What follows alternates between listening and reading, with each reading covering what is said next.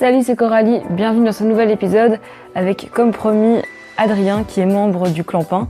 Voilà, cet épisode a été enregistré en mai, comme je pense que je l'avais dit dans le précédent épisode. Et voilà, je pensais le publier pendant les examens ou le blocus, mais finalement j'ai préféré attendre un petit peu. Donc voilà, je suis vraiment très contente de terminer avec cette interview-là, parce que tout simplement lors de ma première interview avec Pierre, qui est membre du Pollen, l'épicerie coopérative, eh bien il m'avait donné ce contact-là que je pouvais interviewer, donc il m'avait parlé du Clampin. Et donc voilà, je suis vraiment contente de faire la dernière interview de cette saison, qui rappelle un peu la première interview que j'ai faite. Et donc voilà, je suis vraiment contente de terminer avec cette interview. Et voilà, on se retrouve après ça en septembre. Et voilà, bonne écoute. Bon ben voilà, du coup tu peux commencer par te présenter et expliquer un petit peu ce que c'est le Clampin. Oui, très bien. Donc je m'appelle Adrien et je suis effectivement un des 4 membres du Clampin. Donc on est 2 boulangères et 2 boulangers à avoir ouvert une boulangerie à Autigny en octobre. Voilà, on s'est rencontrés il y a à peu près 1 an et voilà, à ce moment-là on se connaissait pas. Et donc voilà, on a ouvert en octobre. Donc on est situé à l'Arbre qui pousse, qui est une ASBL en fait, qui est un écolieu qui est situé à la ferme de la Balbrière à Autigny.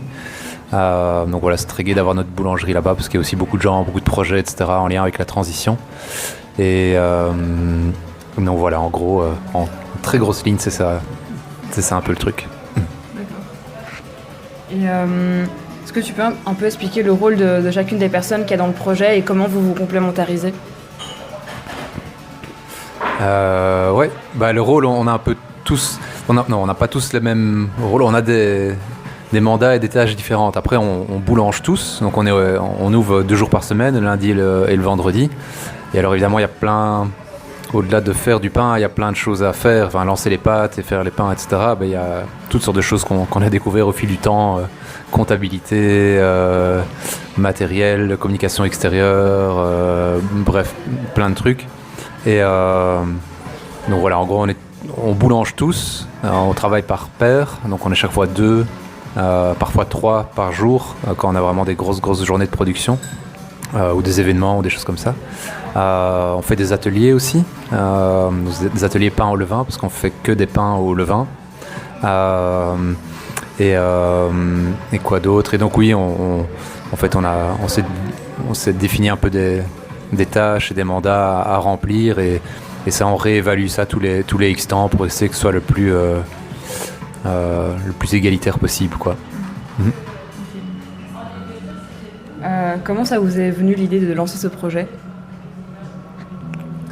Alors, ce qui est intéressant d'une certaine manière, c'est qu'il y a aucun de nous 4 qui a eu l'idée de lancer ce projet. Donc, il n'y a aucune personne source. C'est vraiment l'Arbre qui pousse. Donc, l'écolieu là qui, quand ils ont repris la ferme il y a quelques années, savaient qu'ils voulaient avoir une boulangerie à un moment donné, quoi. Donc, c'est eux qui ont fait un appel. Et voilà, un beau jour de mars l'année passée, on s'est retrouvés à 4 avec toutes des personnes du Cercle Cœur, qui était un groupe un peu de l'Arbre qui pousse. On s'est retrouvés tous ensemble et on a essayé de voir s'il y avait quelque chose qui pouvait se monter. Et à partir de là, on a commencé à se voir et à monter le projet. Et donc voilà, ça donne le chouette projet qu'on a ici pour l'instant, quoi. Et comment vous vous êtes rencontrés avec toute l'équipe ? Est-ce que vous connaissiez déjà longtemps avant ? Non, ouais, donc comme je disais, on se connaissait pas du tout en fait. C'était vraiment un hasard, quoi. Il y a eu cet appel et il y a 4-5 personnes. En fait, on était 5 à la base, mais il y a une personne qui s'est assez vite retirée parce que c'était pas faisable pour elle finalement. Mais c'est ça qui est rigolo, c'est qu'à la base on se connaissait pas du tout. Donc voilà, tout était à créer aussi au niveau relationnel, etc. Et donc voilà. Donc comment est-ce que vous vous différenciez des autres boulangeries ? Quelles sont vos particularités ? Oui. Alors en tout cas, nous, une de nos spécificités, mais il y a de plus en plus de boulangeries ou micro-boulangeries qui font ça, c'est qu'on fait que des pains au levain, en pousse longue. Donc voilà, pour tout ce que ça apporte au niveau nutritif, digestif et gustatif.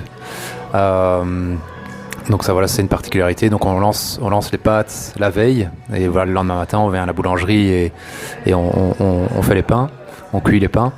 On est aussi sur un four à bois. Une autre particularité, c'est aussi on est aussi un collectif autogéré. Donc il y a pas de patron. On définit tout ensemble. Un maximum d'intelligence collective. Voilà, on essaie en tout cas, et en tout cas de respecter un peu ce qui est bon pour chacun, pour chacune. Ensuite, un des points clés de notre projet, je pense, c'est nos farines. Donc on est sur des farines qui sont pour nous assez particulières, dans le sens où c'est des farines qui viennent de Mouligrange, donc c'est à Anhé, entre Namur et Dinan, et ils sont en agroécologie biorégénérative. Et donc ça, c'est super intéressant, parce que il y a pas je ne vais pas donner tous les détails ici de l'agroécologie, mais c'est en gros, il n'y a pas de labour, donc ils ne retournent pas le sol, rotation des cultures, pas d'intrants. Donc on est sur quelque chose vraiment de très très respectueux de l'environnement. Donc ils ont même calculé en fait que leurs farines sont carbone négatives. Donc en fait, même après avoir transformé leurs céréales en farine et même acheminé chez les boulangers et les boulangères, il y a une telle captation en fait de carbone grâce à leur système agricole d'une certaine manière, en produisant leur farine, ils contribuent au ralentissement du réchauffement climatique, quoi. Donc nous, on est super fiers de fonctionner avec eux. Et ils sont aussi labellisés Farm for Good, qui est un nouveau label qui est en train d'émerger et qui garantit en fait un revenu juste pour les producteurs et les productrices, ce qui reste extrêmement rare en Belgique comme n'importe où dans le monde en fait. Et donc nous, en fait, quand on leur achète leur farine, on leur redistribue même un pourcentage pour accompagner en fait Farm for Good. C'est eux qui accompagnent d'autres fermes en agroécologie. Donc nous, il y a une partie de ça qui part, qui soutient en fait ce fonds-là. Donc ça, c'est une de nos particularités, c'est nos farines qui nous permettent de se sensibiliser pas mal à toutes sortes d'enjeux, au fait aussi alimentaires, agricoles, etc., qui sont vraiment hyper importants, qui sont cruciaux. Donc voilà, je dirais que c'est notre engagement environnemental et social aussi de plus en plus en fait, parce que voilà, via des ateliers, on a rempli pas mal d'appels à projets. J'espère qu'ils seront concluants ici dans les prochaines semaines. On va avoir des nouvelles qui nous permettront d'offrir des ateliers peints à des personnes qui en général n'ont pas accès à ce genre d'atelier en fait, parce que c'est un peu réservé, voilà, parce que vu le coût que ça a, donc voilà, et d'autres initiatives à l'avenir. On a vraiment envie d'avoir un engagement environnemental et sociétal fort, quoi. Voilà. Super. T'en as déjà un petit peu parlé, mais du coup, comment ça se passe la confection des pains, concrètement? Ouais, donc alors si je dois tout retracer, c'est rigolo parce qu'on a fait faire l'exercice hier à un groupe de jeunes d'une AMO qui est venu faire un atelier chez nous. Donc on avait mis tous des petits post-it et ils devaient les remettre dans l'ordre. Donc en fait ça commence par, en fonction des commandes qu'on a, parce qu'on fonctionne essentiellement par commande pour avoir un minimum d'invendus, on rafraîchit le levain. Quelques heures avant de pouvoir l'injecter avec la farine et l'eau. Donc ça commence là en fait, un rafraîchissement du levain. Et quelques heures plus tard, alors lancer donc ça c'est la veille, et alors lancer les pâtes la veille au soir. Et donc toute la nuit la pâte pousse, tous les arômes se développent, etc. Et le lendemain matin, vers 7h30, le premier boulanger ou boulangère arrive. Donc on a un peu des boulangers modernes dans ce sens-là. On a décidé de ne pas travailler la nuit. Donc il n'y a pas de croissant chez nous à 7h du matin et c'est très bien comme ça aussi. Et donc voilà, on commence à façonner les pains.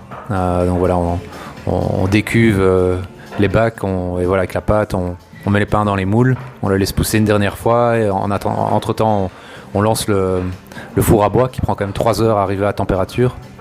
Et je sais pas si tu as envie que je rentre dans les détails, mais ok, ça va, oui, sur comment, voilà, la grigne, tous des trucs comme ça, mais ça, et en gros, voilà, vers 11h30, un truc comme ça, on enfourne 130 pains, voilà, en fonction ici ces temps-ci des commandes, et on a un énorme four à bois, qui est super et dans lequel on arrive à faire rentrer tout ça.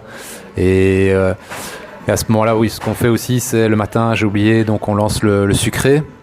Si c'est le vendredi, parce que le vendredi on fait du sucré, parce qu'il y a un marché, voilà, on fait un marché. Et donc quand les pains sont enfournés, on façonne le sucré, parce qu'on a lancé la pâte quelques heures avant. Et une fois qu'on a défourné les pains, ben là on met le sucré dedans, quand le four est un peu descendu en température. Et alors là, entre-temps, il y a aussi quelqu'un qui va faire les livraisons, parce qu'on est dans 2-3 épiceries. Et après on nettoie tout, enfin on sort le sucré, on nettoie tout. Et alors là c'est la vente en fin de journée à ce moment-là, quoi. Donc voilà. Donc du coup vous utilisez un four sous-part, j'ai vu ça sur le site. Pourquoi et qu'est-ce que ça produit comme différence de goût sur les pains? Alors un four style sous-part, donc c'est un feu à bois, pas à chauffe direct, un peu comme pour les pizzas où là on fait le feu directement dans le four et on met les braises de côté. Et nous il y a un foyer en dessous qui est séparé des sols, là où on met le pain. Ce qu'il y a, c'est que d'un point de vue, déjà c'est sympa parce qu'il y a un côté artisanal comme ça, on lance le feu, on n'appuie pas juste sur des boutons, quoi. On lance le feu, donc il y a déjà un contact avec le feu qui est sympa. Et puis c'est plus écologique, quoi. Rien à faire, le bois, il y a une consommation, hein, il y a rien à faire quand même, il y a une empreinte, quoi, mais ça reste moindre qu'un four à électricité. Donc on a fait ce choix-là, oui. Je dirais pour ces deux aspects-là, quoi, parce que c'est plus sympa, c'est plus rigolo et c'est plus environnemental aussi, quoi. Et puis donc du coup on est sur quelque chose aussi qui est très vivant, quoi. Le pain c'est un élément, c'est tellement, enfin en tout cas comme on le fait sans rajout de gluten ou d'autres trucs qui permettent en fait de faciliter les choses ou bien au levain, voilà le levain. Enfin tout ça, il faut jouer avec tout ça, quoi. Et notre four à bois, c'est clair, il faut vachement jouer avec, et il y a jamais vraiment exactement un pain qui est le même parce qu'il y a tellement de facteurs différents à prendre en compte et en fait ça c'est sympa, c'est gai, c'est vivant, quoi. Et ça change au niveau du goût aussi. Ah ouais, tu me demandais au niveau du goût, je crois pas que ça change au niveau du goût en fait. Il faudrait tester avec nos farines, et tout ça, mais ça dépend des farines qu'on utilise. Peut-être, mais je crois qu'avec un four à bois comme on l'a, mais à chauffe indirecte, et un four électrique, il n'y a peut-être pas une différence au niveau du goût. Si on est sur un four à bois à chauffe directe, un peu comme voilà les fours à pizza, là il y a peut-être bien un petit quelque chose qui se met, quoi, mais je suis pas sûr. Mais je crois pas que nous il y a foncièrement une différence, quoi. Et du coup, en quoi consiste la gouvernance partagée ou l'autogestion? Alors, tu as déjà un petit peu parlé de l'autogestion, mais la gouvernance partagée, est-ce que c'est la même chose ou, voilà, qu'est-ce que c'est? Alors, je suis vraiment pas expert du tout. Donc, pour moi, c'est un peu la même chose, l'autogestion ou la gouvernance partagée. Donc, c'est de l'intelligence collective. En gros, je vais vraiment pas tenter de donner une définition ici que je connais pas, mais c'est... Ouais. Mais ça fait beau, hein, ça fait bien de dire ça, donc c'est pour ça qu'on l'a mis aussi. Mais après, je crois que c'est vrai aussi, c'est en fait, c'est le fait de pas avoir de patron, de pas avoir de hiérarchie, quoi, et d'essayer que chacun puisse prendre sa place comme il l'entend, et de pouvoir en discuter, et d'essayer de mettre un maximum les personnes sur un pied d'équité. Pas d'égalité, mais d'équité, et c'est pas toujours facile à faire, mais c'est ce qu'on essaie de faire en discutant. En fait, on n'a pas utilisé beaucoup d'outils, il existe 20 000 outils d'intelligence collective. Nous, on en a utilisé un tout petit au début, quand on a rêvé notre boulangerie, là. Donc on a fait petite visualisation, là, un petit truc qui était bien sympa et qui nous a permis un peu de rêver. Et puis ce qu'on avait fait à un moment donné, qui nous a beaucoup aidé, parce qu'à un moment donné il y avait un peu des déséquilibres, enfin tout le monde ne s'y retrouvait pas. Et mais c'était pas lié aux personnes, c'était lié au fonctionnement. Et c'est là que l'intelligence collective peut être super puissante. On a utilisé un outil qui nous a été recommandé par la boulangerie du pain levé à Scarbeck, de laquelle on s'est beaucoup inspiré. Ils sont super, et eux ils ont vraiment été accompagnés par un collectif, par Collectiva en intelligence collective, et ils nous ont filé un outil, je crois qu'il s'appelle tâches et mandats. Donc en fait c'est une feuille Excel dans laquelle tu vois une description des différentes tâches. Donc tu la décris, tu dis qui va la prendre, pour combien de temps, combien d'heures par semaine ça va te prendre et je sais plus quoi d'autre. Mais en gros, on s'est mis autour de la table et en 2 heures, on a rempli toutes ces cases-là et avec chaque fois quelqu'un en backup au cas où, etc. Et depuis, on se tient à ça et on va réévaluer ça et on va rechanger parce que c'est clair qu'il faut avoir du recul, etc. Et se dire ah mais ça en fait ça me convient pas ou j'y arrive pas à le faire ou j'ai pas le temps ou n'importe quoi. Mais en gros c'était génial quoi. Comme on a rempli ça en 2 heures et depuis on vraiment conseille cet outil quoi parce que nous ça nous a beaucoup aidé quoi. Donc voilà. En gros je dirais que c'est comme ça qu'on fonctionne quoi. Mais c'est un peu c'est discuter, voilà, respecter un peu ce que chacun est en train de vivre, etc. Parce qu'en un an, on a tous vécu beaucoup de choses, et donc c'est être à l'écoute de ça. Et c'est vrai qu'il y a des outils qui peuvent aider. On n'en a pas beaucoup utilisé, mais c'est principalement le fait de pas avoir de boss et de décider entre nous de notre avenir, quoi. Voilà. Trop bien. Du coup, tu en as aussi un peu parlé que vous accueillez des groupes de jeunes et tout ça pour visiter un peu la boulangerie. Et du coup, est-ce que vous avez déjà accueilli des écoles ou des mouvements jeunesse ou est-ce que vous comptez le faire ? Alors des écoles ou des mouvements de jeunesse, pourquoi pas, mais peut-être pas en priorité. On a déjà fait un anniversaire pour des enfants et c'était bien sympa. C'était pour se faire la main aussi avec des enfants. Des écoles, pourquoi pas aussi, mais faut voir parce que c'est peut-être un peu compliqué quoi, c'est niveau attention tout ça, enfin bref, je crois qu'on a plus envie de se focaliser sur des groupes d'adultes peut-être ou d'ados ou d'adultes mais voilà qui et c'est vrai qu'en général les écoles n'ont pas trop accès non plus à ce genre d'atelier malheureusement hein, mais on se dirait plus ils peuvent s'impliquer là-dedans après aussi.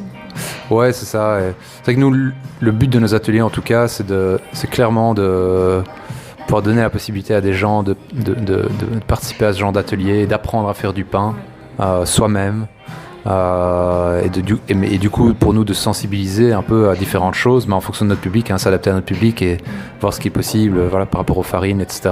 et la résilience alimentaire, etc.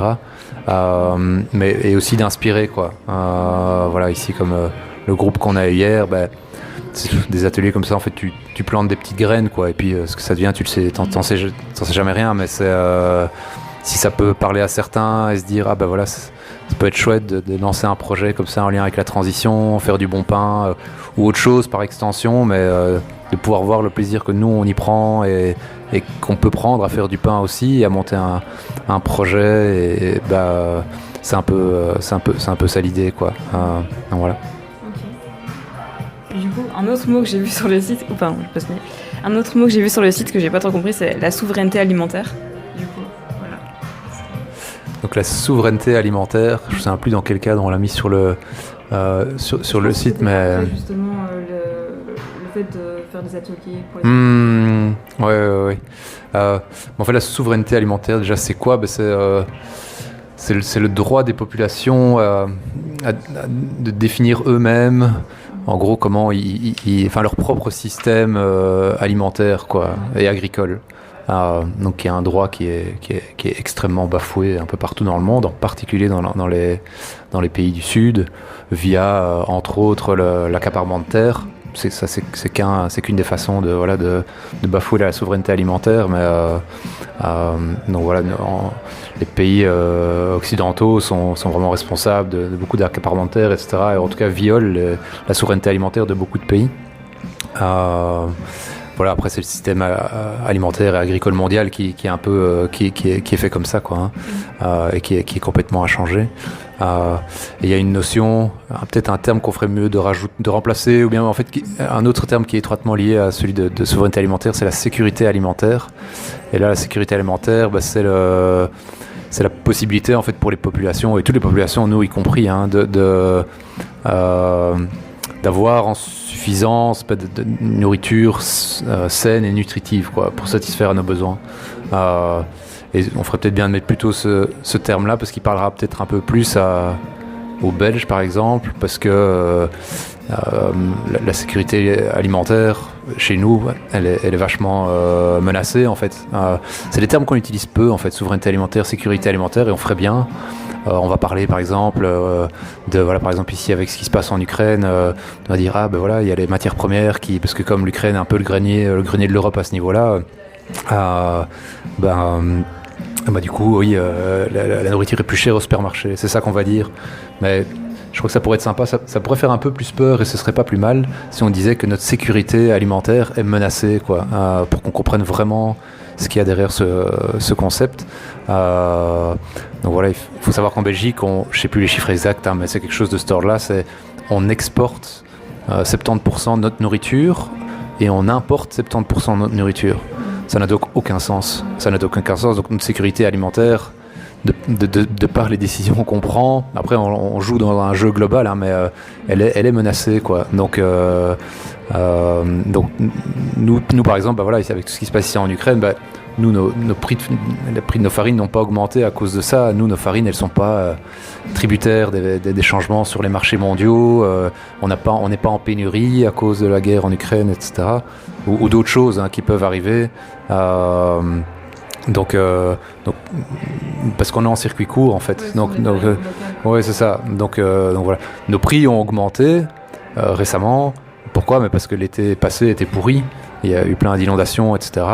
Et donc nous, en solidarité avec les producteurs, on les paye plus, quoi. C'est tout à fait normal, quoi. Et donc nous, en choisissant ces farines-là, qui sont en fait plus chères que d'autres farines, on fait le choix de jouer cette carte de la sécurité alimentaire, de la résilience alimentaire, de la souveraineté alimentaire aussi, parce qu'on se dit que nous c'est ça les pains qu'on a envie de proposer. C'est des pains en circuit court qui sont bons pour la santé, pour l'environnement, etc. Et ça, d'une certaine manière, c'est contribuer aussi à notre droit de définir les choses comme on a envie, quoi. Je sais pas qui on demande, dans la population, comment est-ce que vous voulez vous nourrir, avec quelle farine, avec quel truc. C'est des politiciens et des lobbies essentiellement qui décident de tout ça. Donc si on peut un peu changer la donne à d'autres niveaux, c'est ce qu'on essaye de faire, et surtout alors de sensibiliser à ça pour qu'on puisse comprendre. Soutenir l'agriculture paysanne. Tout à fait, c'est ça, c'est vraiment, ouais, c'est très bien résumé, c'est soutenir l'agriculture paysanne locale le plus possible, quoi, parce que ça c'est pour nos farines, mais pour nos autres matières premières aussi, on prend presque que du belge, ouais, effectivement. Okay. Du coup, vous êtes installé à la ferme de la Balbrière à Ottignies. Pourquoi c'était important pour vous d'être là-bas, et comment vous aide la SBL L'Arbre qui pousse ? Je crois que pour nous, je crois que je peux parler pour toute l'équipe, on est super content d'être là-bas, on se sent soutenu à fond par les membres de l'Arbre qui pousse. Nous on fait partie de l'Arbre qui pousse, on est l'Arbre qui pousse aussi maintenant. Pas juste parce que on paye une cotisation, etc. Parce que quand on est membre, on paye une cotisation, mais on est là, on est en plein cœur de la ferme, et c'est super gai en fait d'être là et de pas être une boulangerie qui est un peu pour le coup on est un peu décentré, on n'est pas en plein centre d'Ottignies ou quoi, mais c'est encore plus gai d'être là où on est, dans cette magnifique ferme, entouré de plein de gens merveilleux, quoi, qui nous soutiennent beaucoup de plein de manières différentes, quoi, que ce soit à nos débuts, les personnes qui sont dans notre CA, qui sont aussi à l'Arbre. Aussi s'il y a besoin d'aller chercher des trucs, s'il y a besoin de soulever des trucs, s'il y a besoin de s'ils nous encouragent tout le temps, donc c'est vraiment un chouette écosystème, et donc on a vraiment beaucoup de chance d'être là, et puis d'être aussi parmi d'autres porteurs et porteuses de projets super intéressants et qui contribuent à une société plus juste et plus soucieuse de l'environnement, etc. Donc il y a un côté émulation comme ça qui est super sympa. Donc c'est vraiment c'est une belle aventure, quoi, au sein de cet endroit. Et est-ce que vous avez une anecdote par rapport à vos débuts dans le projet, un truc qui serait peut-être mal passé au début mais que maintenant vous regardez avec plus de recul et Une anecdote, là je réfléchis à... Ouais. Est-ce que je parle des pains qui sont tombés par terre, non peut-être pas, c'est pas une bonne pub. Non, je rigole. Franchement, je vais pas parler de ça. Donc peut-être pas spécialement une anecdote, mais un moment qui était vraiment sympa et c'était l'été passé, donc en juillet. On hésitait entre plusieurs farines, parce qu'il y avait plusieurs choix possibles. Et ce qu'on a fait, c'est qu'on a été visiter la ferme de Grange, donc Mouly-Grange, qui font maintenant nos farines, pour les rencontrer, voir un petit peu comment ils fonctionnaient, même si on avait eu pas mal d'infos, etc. Et donc on y a été tous les quatre et on était là dans les champs, notamment dans les champs de blé anciens, avec Guirec, notre meunier, donc le fils de l'agriculteur, qui pendant 1 heure et demie nous a expliqué comment il fonctionnait, quoi. Et donc ça a été un moment extraordinaire, quoi. On était là dans les champs à être complètement convaincus par leur démarche, où ils nous expliquent vous voyez là un peu les bois là, s'il y a un arbre qui meurt ou quoi, hop, on le débite, on en fait des copeaux, et le reste, hop, on le met dans le champ, on le met ça avec les fientes des poules, et voilà, carbone, azote, enrichissement des sols, et donc ça, plus ce côté, de savoir que il y a ce revenu juste pour eux, et cette rencontre là, je crois qu'elle a été déterminante, quoi, pour nous, pour notre projet. Donc voilà, c'est ça qui nous démarque un petit peu. On l'a pas fait pour se démarquer, mais en tout cas on est super fiers de fonctionner avec ces farines-là qui par ailleurs sont extraordinaires, mais qui sont aussi très très justes. Donc ça c'était un beau moment, quoi. Sur notre site, il y a des très belles photos de cette visite là-bas sur place. Ok, ça marche. Nickel. Et peut-être maintenant, on va passer à une question un peu moins joyeuse, mais quel a été le plus gros obstacle à la création de votre projet ? Le plus gros obstacle, je pense que c'est le fait que dans nos vies personnelles, on a vécu plein de choses, quoi. Plein de choses. Je ne vais même pas m'amuser ici à les énumérer, mais tous les quatre, en 1 année, 1 année et demie, tout ce qu'on a vécu, franchement, c'était beaucoup, quoi. Là-dedans, il y a des choses, plein de choses joyeuses, mais aussi des choses plus pénibles aussi. Et du coup, c'était de pouvoir lancer ce projet, un projet qui est aussi commercial, en fait. Donc, ça, c'est quelque chose qu'on n'avait jamais fait. Aucun de nous quatre, je pense. Et donc, découvrir aussi tout ça, quoi. Les obligations comptables, AFSCA, tutti quanti, là. Et du coup, chaque fois un peu des nouvelles choses qui se rajoutent, aller chercher le bon matos, essayer de vendre nos pains, de sensibiliser, donc ça a été de combiner les deux, quoi. Et parfois il y en a parfois non, la plupart du temps on combinait avec d'autres boulots, quoi. Parfois à un moment donné, je crois que c'est Faf, il avait 2 ou 3 boulots en plus, quoi, à temps partiel, mais du coup à un moment donné on était un peu submergés, quoi. Donc ça a été d'essayer de trouver un équilibre, en fait, dans tout ça, et pas de bourrer tout le temps, quoi. Savoir être à l'écoute de quand il faut y aller, parce que parfois en fait t'as pas de choix, parce qu'il y a des deadlines, des trucs comme ça, et parfois aussi un peu essayer d'être dans l'être, comme on dit, mais c'est pas évident, mais continuer à profiter, quoi, avancer, mais ça a été le plus gros obstacle, et je pense qu'on a dépassé en communiquant beaucoup, quoi. Depuis le début, il y a un gros respect mutuel, quoi, entre nous, et c'est ça qui vraiment nous a aidé à en être là où on en est maintenant, quoi. Ouais. Et alors, comment s'est passée la collaboration avec Pollen ? Ouais, alors je vais essayer de me rappeler. Pollen, je crois que c'est notre première épicerie, partenaire. On a tout de suite pensé à eux, en fait, en premier, parce qu'on savait qu'on allait approcher les. C'est déjà. Ouais, j'avais entendu parler d'eux, quoi, à Louvain-la-Neuve. Et donc justement, comme ils étaient en train, on a déménagé,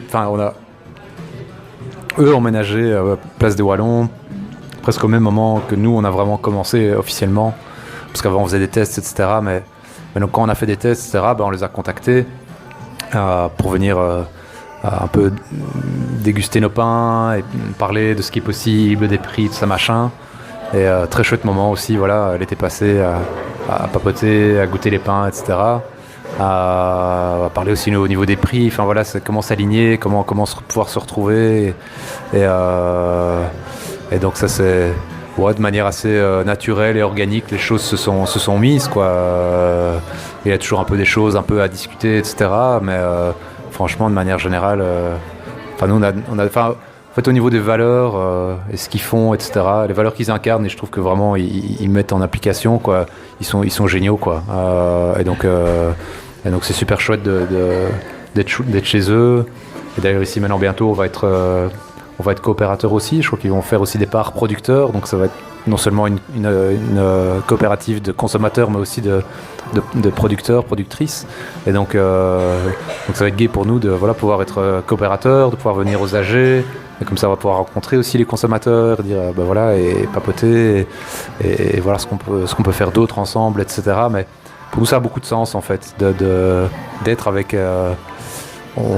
On choisit vraiment où on veut être. Après, il y a des endroits où on aimerait bien être, on peut pas parce que ils sont déjà full ou bien bref pour d'autres raisons. Mais là où on est, en tout cas pour l'instant, dans les quelques épiceries où on est, ça a vraiment du sens pour nous d'être là, quoi. Et Pollen en particulier. Donc c'est très chouette d'être chez eux, quoi. Ouais. Et voilà. Et un peu comme chez Pollen, est-ce que vous recherchez des étudiants dans votre équipe? Enfin, un peu le même, pas forcément le même système, mais voilà. Est-ce qu'on cherche... je pense que ce serait pas mal on en parlait justement hier, de pouvoir proposer, parce que quelque chose aussi qu'on pourrait envisager, dont on a déjà parlé, c'est va avoir peut-être un objectif d'insertion ou réinsertion, mais c'est peut-être encore autre chose que la question que tu me poses, mais en tout cas ce serait pas mal d'avoir ça pourrait être sympa d'avoir entre guillemets des apprentis, quoi. Donc qui viendraient un peu des stagiaires et qui auraient envie d'apprendre, etc. Pendant quelques mois. Parce que ça peut être vraiment chouette, peut-être donner envie à des personnes de faire ça. Et puis pour nous, ça nous aiderait aussi, donc étudiant ou autre, peu importe en fait le statut de la personne, mais quelqu'un qui aurait vraiment envie, qui pourrait s'engager à faire certaines choses, etc. et à venir boulanger avec nous. Je pense que ça pourrait vachement nous intéresser, quoi. Ouais. Trop bien. On arrive à la fin du podcast, du coup. Est-ce qu'il y a une personne qui a un chouette projet que tu verrais bien dans ce podcast? C'est Faf qui est un des boulangers du Clampin, qui vient de lancer avec Ali et Gaëtan un projet de maraîchage social, qui est aussi à la ferme de la Balbrière, donc à l'arbre qui pousse. Et ils viennent tout juste de commencer, ils vont commencer un premier cycle ici d'apprentissage, de maraîchage. Je sais plus c'est quand le premier samedi, je crois que c'est vers le 21 mai, quelque chose comme ça. Et donc je crois que le projet reste là. Le projet n'a pas encore de nom, donc je peux pas encore trop donner des informations, des renseignements, etc. Mais l'idée c'est vraiment que sur des cycles longs, des personnes puissent apprendre à faire du maraîchage et encore l'idée de sans mauvais jeu de mots, planter un peu des graines et du coup peut-être trouver une vocation, en tout cas se faire du bien donc ça va être un très chouette projet au sein de l'arbre qui pousse aussi, quoi. Ouais. Trop bien. Est-ce qu'il y a une question que tu aurais aimé que je te pose et que je ne t'ai pas posée?